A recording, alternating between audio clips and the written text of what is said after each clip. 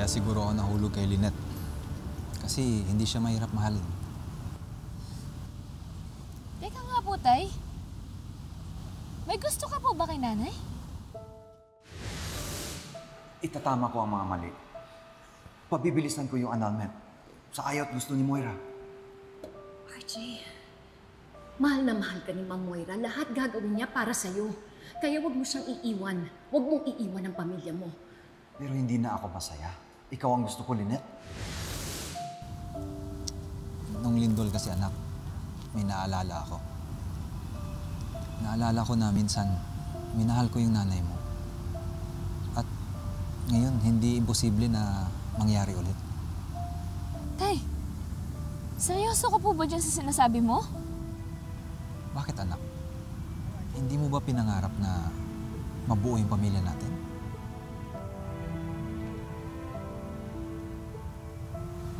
Kung alam mo lang po, pinangarap ko, patagal na. Pero Tay, ako na po yung nakikiusap. Huwag yun na pong guluhin si nanay kasi masaya na po siya kay Doc Carlos.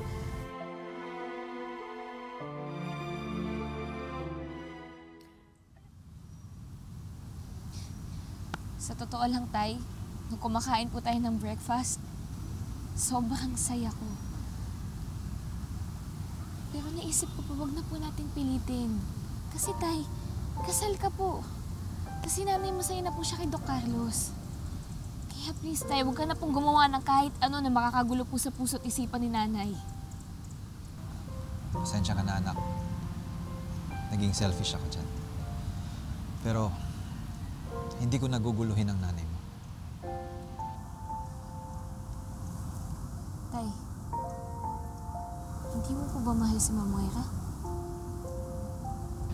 Nahihirapan ako pakisamahan si Moira dahil sa ugali niya. Kaya siguro gusto ko ipaanal yung kasal namin noon. Pero tama ka. Kasal kami at may sinumpaan kami sa harap ng simbahan. I shouldn't be thinking about falling in love with another woman. Dahil may asawa ako. Sana hindi saktan ni Carlos si Lynette. Huwag ka po mag-alala, Tay. Kasi mahal na mahal po ni Doc Carlos si nanay. At hindi lang po yun. Mabait siya, matalino, honest, at higit sa lahat, mapagkakatiwalaan.